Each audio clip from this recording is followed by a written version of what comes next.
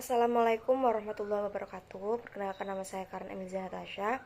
Di sini saya akan merangkum mata kuliah studi Al-Quran dari bab 1 sampai bab 11. Bab yang pertama tentang Al-Quran dan pemeliharaannya. Al-Quran adalah kalam Allah Subhanahu wa Ta'ala yang diturunkan kepada Nabi Muhammad SAW melalui malaikat Jibril alaihissalam. Tertulis dalam mushaf dan diteruskan kepada umat secara mutawatir. Membaca Al-Quran merupakan ibadah yang dimulai dengan surat Al-Fatihah dan diakhiri dengan surat An-Nas. Isi Al-Quran mencakup ajaran tauhid, janji dan ancaman, ibadah, jalan menuju kebahagiaan hidup, serta berita atau cerita umat terdahulu. Fungsi Al-Quran adalah sebagai petunjuk bagi seluruh umat manusia, sumber pokok ajaran Islam, dan bukti kebenaran Nabi Muhammad SAW. Studi Al-Quran mencakup kajian tentang proses turunnya, urutan ayat-ayatnya, pengumpulan dan penulisan, cara membaca, penafsiran, kemujizatan, hukum nasikh dan mansuh, serta penolakan terhadap keraguan mengenai Al-Quran. Studi Al-Quran berkembang melalui proses bertahap. Yang pertama dimulai secara lisan pada masa Rasulullah dan Khulafaur Rasyidin. Yang kedua dibukukan bersama hadis pada abad kedua Hijriah. Dan yang ketiga dibukukan secara independen pada abad ketiga Hijriah dengan istilah ulum Al-Quran. Kegunaan studi Al-Quran adalah membantu memahami dan menggali petunjuk serta hukum Islam dalam Al-Quran secara komprehensif, serta mengungkap mukjizatan Al-Quran dari segi bahasa, makna, dan pembuktian ilmu pengetahuan. Otentisitas dan validitas Al-Quran tidak diragukan karena dijaga melalui penulisan dan hafalan yang berkelanjutan. Bahasa Arab digunakan dalam Al-Quran karena Nabi Muhammad SAW berbahasa Arab dan menyampaikan Al-Quran kepada umat yang juga berbahasa Arab. Bab yang kedua ada pewahyuan Al-Quran. Studi nuzul Al-Quran adalah kajian tentang proses penyampaian Al-Quran mulai dari Lauhul Mahfudz ke Bait Al-Izzah hingga kepada Rasulullah SAW. Termasuk periodisasi turunnya, ayat pertama yang turun, dan ayat terakhir. Wahyu Allah kepada para Rasul disampaikan melalui 3 cara. Yang pertama ilham atau inspirasi, yang kedua dari balik tabir tanpa perantara, dan yang ketiga melalui perantara utusan spiritual. Semua ayat Al-Quran diturunkan melalui cara ketiga ini. Al-Quran diturunkan dalam 3 fase.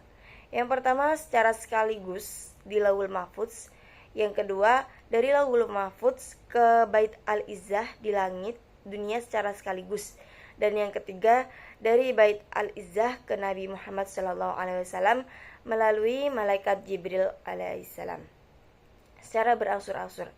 Hikmah turunnya Al-Quran secara berangsur-angsur adalah untuk mengukuhkan hati Nabi Muhammad SAW dan agar beliau dapat berinteraksi dengan kaumnya sesuai dengan situasi dan kondisi mereka. Bab yang ketiga, Al-Quran dan ilmu pengetahuan modern. Al-Quran adalah mukjizat terbesar yang dianugerahkan Allah Subhanahu wa Ta'ala kepada Nabi Muhammad SAW sebagai bukti kebenaran kenabian dan kerasulannya. Mukjizat Al-Quran terlihat dari tantangan Allah kepada orang-orang Arab untuk membuat yang serupa dengan Al-Quran. Namun mereka tidak mampu meskipun mereka ahli dalam menyusun kalimat indah dalam bahasa Arab. Mukjizat Al-Quran bukan hanya untuk menunjukkan kelemahan manusia dalam menirunya, tetapi untuk menjelaskan kebenaran Al-Quran dan Rasul yang membawanya. Kemukjizatan Al-Quran mencakup gaya bahasa, susunan kalimat, kandungan hukum ilahi, ketelitian redaksi, berita gaib, dan isyarat ilmu pengetahuan yang terkandung di dalamnya. Isyarat ilmiah dalam Al-Quran menunjukkan bahwa tidak ada pertentangan antara agama dan ilmu pengetahuan. Turunnya ayat pertama dalam surat Al-Alaq ayat 1-5 menekankan pentingnya ilmu pengetahuan dan belajar dalam kehidupan manusia. Al-Quran memuat banyak ayat yang sesuai dengan teori ilmu pengetahuan modern, seperti teori Big Bang, pengembangan langit, peredaran benda langit, teori nebula, lapisan atmosfer, revolusi dan rotasi matahari dan bulan, jumlah planet, fungsi gunung, konsep reproduksi manusia, proses hujan, kekuatan besi, dan tidak bercampurnya lautan. Selain sebagai sumber keimanan, hukum, moral, budaya, dan sejarah, Al-Quran juga merupakan sumber ilmu pengetahuan. Untuk memperolehnya ilmu pengetahuan dari Al-Quran, seseorang harus mengkajinya secara komprehensif, tidak hanya terbatas pada makna tekstual. Dalam fungsinya sebagai sumber ilmu pengetahuan, Al-Quran harus diposisikan sebagai filter, pengawas, dan pengendali perkembangan ilmu pengetahuan. Meskipun ada ayat-ayat yang berbicara tentang ilmu pengetahuan yang sesuai dengan teori modern, Al-Quran bukanlah kitab ilmu pengetahuan, melainkan pedoman bagi seorang mukmin yang seluruh kandungannya harus diimani dan diamalkan. Bab yang keempat ada Makkiyah dan Madaniyah. Ilmu Makkiyah dan Madaniyah adalah bidang kajian yang membedakan fase penting dalam pembentukan teks Al-Quran, baik secara segi isi maupun struktur, menunjukkan bahwa teks tersebut adalah hasil interaksi dengan realitas yang dinamis dan historis. Ada 4 teori dalam menentukan pengertian Makkiyah dan Madaniyah. Yang pertama, teori geografis, yang kedua teori historis, yang ketiga teori subjektif, dan yang keempat teori konten analisis. Karakteristik ayat dan surat Makkiyah meliputi dimulainya dengan nida seperti ya ayyuhan nas, terdapat lafal kalla, adanya ayat-ayat sajadah, dimulai dengan huruf-huruf tahaji, berisi cerita para nabi dan umat terdahulu, kecuali dalam surat Al-Baqarah dan Al-Maidah. Cerita tentang kemusyrikan, adat istiadat orang kafir, penjelasan dengan bukti tentang ketuhanan, prinsip moral dan sosial yang universal, nasihat dan ibarat dalam kisah, dan kebanyakan ayatnya pendek.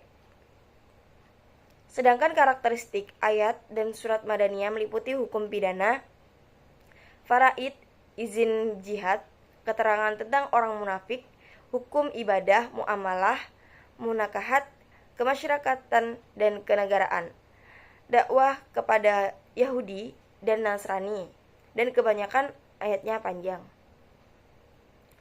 Ayat dan surat Makkiyah dan Madaniyah dapat dikenali melalui 2 cara. Yang pertama simai berdasarkan riwayat, yang kedua kiasi berdasarkan kriterianya yang menonjol seperti ciri kitab, kandungan, redaksi, dan uslub. Dasar yang menentukan suatu surat masuk kategori Makkiyah atau Madaniyah menurut cara kiasi meliputi dasar aglabiyah atau mayoritas dan dasar tabi'iyah atau kontinuitas. Menurut Profesor Dr. Haji Abdul Jalal, mengkategorikan surat dalam Al-Quran menjadi 4 macam. Surat Makkiyah murni, surat Madaniyah murni, surat Makkiyah yang berisi ayat Madaniyah, dan surat Madaniyah yang berisi ayat Makkiyah. Faedah mengetahui ayat atau surat Makkiyah dan Madaniyah antara lain untuk memahami perbedaan gaya bahasa Al-Quran, mengetahui dialektika Al-Quran dengan masyarakatnya, mengenali ayat atau surat yang turun lebih dahulu atau belakangan, mengetahui prinsip-prinsip umum dan khusus dari isi ayat atau surat, serta memahami sejarah pembentukan dan penerapan hukum Islam. Studi Makkiyah dan Madaniyah penting karena teks Al-Quran terus bergerak dalam merespon realitas sosial, memungkinkan adanya komunikasi inspirasi konteks dan bimbingan ilahi yang terus diberikan oleh Allah Subhanahu wa Ta'ala. Studi ini menghasilkan pengetahuan tentang ayat-ayat Makkiyah yang bersifat indar dan membangun prinsip-prinsip umum yang turun lebih dulu daripada ayat-ayat Madaniyah yang bersifat risalah dan membangun prinsip-prinsip khusus. Realitas sosial yang dialami oleh masyarakat muslim di Makkah dan Madinah menyebabkan gerak teks dan ajaran atau hukum Islam mengikuti kebutuhan masyarakatnya yang melahirkan teori nasih dan mansuh. Bab yang kelima ada nasih dan mansuh. Nasih secara etimologi berarti mengganti atau memindahkan, sedangkan secara terminologi adalah mengganti hukum syariat dengan dalil baru dalam tenggang waktu tertentu. Sedangkan mansuh berarti hukum yang diganti. Nasih mansuh adalah dalam istilah fuqaha mencakup pembatalan hukum sebelumnya dengan hukum baru dan membatasi kemutlakan nas. Syarat nasih mansuh adalah hukum yang dimansuh harus syariat, ada dalil baru setelah tenggang waktu, terdapat kontradiksi nyata antara dua dalil, dan dalil pengganti harus mutawatir. Latar belakang teori ini meliputi isu dalam as-sunnah, istilah sahabat dalam Al-Quran, dan ayat-ayat yang tampak kontradiktif. Pendukung teori ini mencakup As-Syafi'i, An-Nahas, Asy-Syuuti, dan As-Syaukani. Dasar teorinya termasuk Quran Surat Al-Baqarah ayat 106 dan Quran Surat An-Nahl ayat 101. Penolak teori ini seperti Abu Muslim Al-Isfahani, Fakhruddin Al-Razi, dan Syekh Muhammad Abduh mendasarkan argumen mereka pada Quran Surat Fussilat ayat 42. Urgensi ilmu nasih mansuh dalam penggalian ajaran dan hukum Islam adalah memahami proses penetapan hukum, menelusuri tujuan ajaran dan ilat hukum, serta menyesuaikan penerapan hukum dengan kondisi masyarakat. Bab yang keenam ada asbab an-nuzul. Asbab an-nuzul secara etimologi terdiri dari asbab yang berarti latar belakang atau sebab, dan nuzul yang berarti turun. Secara terminologi, asbab an-nuzul adalah kejadian yang menjadi alasan diturunkannya Al-Quran, ayat Al-Quran untuk menjelaskan hukumnya. Ayat-ayat Al-Quran turun dengan dua cara. Yang pertama tanpa sebab tertentu dan karena peristiwa tertentu yang melatar belakangi turunnya ayat. Asbabun an-nuzul adalah konsep tentang sebab turunnya wahyu tertentu dari Al-Quran kepada Nabi Muhammad SAW, baik berupa satu ayat maupun rangkaian ayat. Redaksi asbab an-nuzul dapat berupa sarih atau jelas atau muhtamilah, mengandung kemungkinan. Fungsi ilmu asbab an-nuzul antara lain untuk mengetahui hikmah di balik syariat yang diturunkan, mengidentifikasi pelaku atau orang yang terlibat dalam peristiwa sebelum turunnya ayat, menentukan pesan khusus atau umum dari ayat, dan menyimpulkan bahwa Allah memberi perhatian kepada Rasulullah dan hamba-hambanya. Bab yang ketujuh ada ilmu munasabah. Munasabah secara bahasa berarti persesuaian atau hubungan antara ayat atau surat dalam Al-Quran. Secara istilah, ilmu munasabah atau ilmu tanasub al-ayat wa aswar adalah ilmu untuk mengetahui alasan-alasan penertiban bagian-bagian Al-Quran, menjelaskan hubungan antara beberapa ayat atau surat, baik yang sejajar maupun kontradiktif. Munasabah dibagi menjadi dua jenis, berdasarkan sifatnya, penyesuaian yang nyata, zahir al-irtibat, dan yang tidak jelas, hafiyu al-irtibat, berdasarkan materinya. Ada 7 macam munasabah, antara surat dan surat sebelumnya, antara nama surat dan isi atau tujuannya, antara fawatih as-suwar dengan isi surat, antara kalimat dalam satu ayat, antara satu ayat dengan ayat lain dalam satu surat, antara ayat pertama dan terakhir dalam satu surat, dan antara penutup dengan awal surat berikutnya. Kajian munasabah dalam Al-Quran penting untuk mengetahui korelasi antara ayat atau surat, memperlihatkan keserasian susunan, redaksi ayat-ayat, memahami hubungan antara bagian-bagian Al-Quran, dan membantu menafsirkan ayat-ayat, terutama yang tidak memiliki sabab an-nuzul, memudahkan pengistimbatan hukum dan atau isi kandungannya. Bab yang ke-8 ada qiraat Al-Qur'an. Qiraah adalah ilmu tentang cara membaca Al-Qur'an yang dipilih oleh seorang ahli atau imam qiraah berdasarkan riwayat-riwayat sahih sesuai dengan kaidah bahasa Arab dan bacaan pada salah satu mushaf Utsmani. Ulama menetapkan 3 syarat sah untuk qiraah, yaitu sesuai dengan kaidah bahasa Arab, sesuai dengan tulisan mushaf Utsmani, dan sahih sanadnya. Manfaat dari berbagai macam qiraah yaitu termasuk meringankan dan memudahkan umat Islam dalam membaca Al-Qur'an, terutama bagi penduduk Arab awal dengan berbagai dialek. Menunjukkan terjaganya Al-Qur'an dari perubahan dan penyimpangan meskipun memiliki banyak bacaan berbeda, serta sebagai bukti kemukjizatan Al-Qur'an. Bab yang ke-9 ada muhkam dan mustasabih.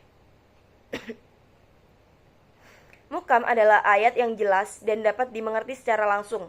Sementara mustasabih adalah ayat yang samar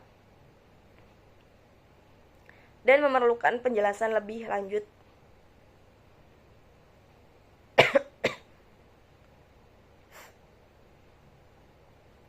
Perbedaan utamanya adalah bahwa muhkam mudah dimengerti, sementara mutasabih memerlukan penafsiran tambahan. Faktor-faktor yang menyebabkan adanya ayat-ayat mutasabih meliputi kesamaran pada lafal, makna, atau keduanya. Ada 3 macam ayat mutasabih yang tidak dapat dipahami oleh manusia kecuali oleh Allah, yang memerlukan kajian mendalam dan yang hanya dapat diketahui oleh para ahli ilmu dan sains.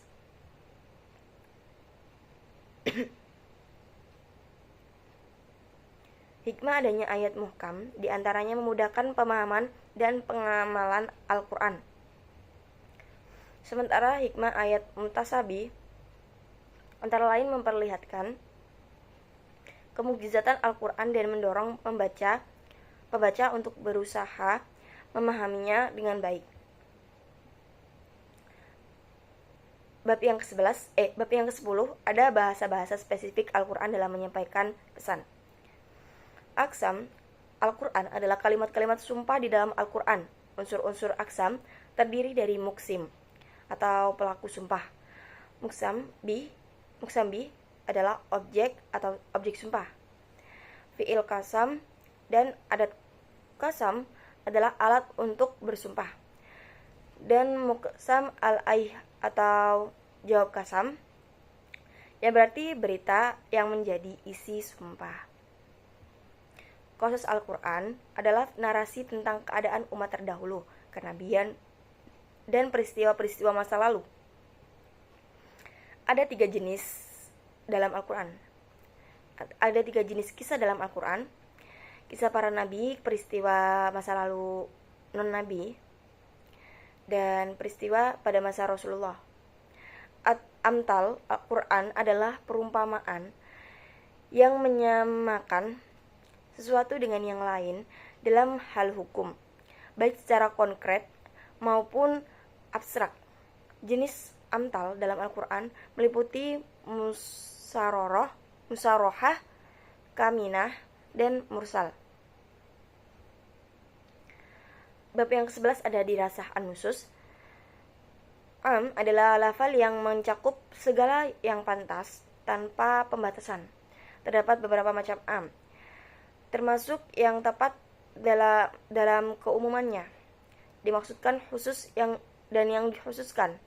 Khas adalah lawan kata am, dan tahsis adalah pengeluarnya sebagai dari yang dicakup oleh am. Karakteristik khas antara lain adanya istisna atau pengecualian, sifat, syarat, gayah, dan badal minokul. Ada perbedaan antara al-am, al-murad bihi al-khusus dengan al-am al-mahsus. Am tetap menjadi hujjah bagi sisa setelah ditaksis. Mutlak adalah bebas tanpa ikatan, sedangkan muqayyad adalah terikat. Ada beberapa macam mutlak dan muqayyad dengan status hukum masing-masing. Pendapat ulama berbeda tentang kehujjahan mafhum, tetapi ada ketentuan yang harus diperhatikan dalam kehujjahan mafhum. Mantuk adalah sesuatu yang diucapkan dengan beberapa macam seperti nas, zahir, dan mu'awwal. Mafhum adalah sesuatu yang dipahami dari teks. Ada mafhum muwafaqah dan mafhum mukhalafah. Sekian rangkuman dari saya. Bila ada salah kata atau kurang kepahaman dari saya, mohon maaf. Wassalamualaikum warahmatullahi wabarakatuh. Terima kasih.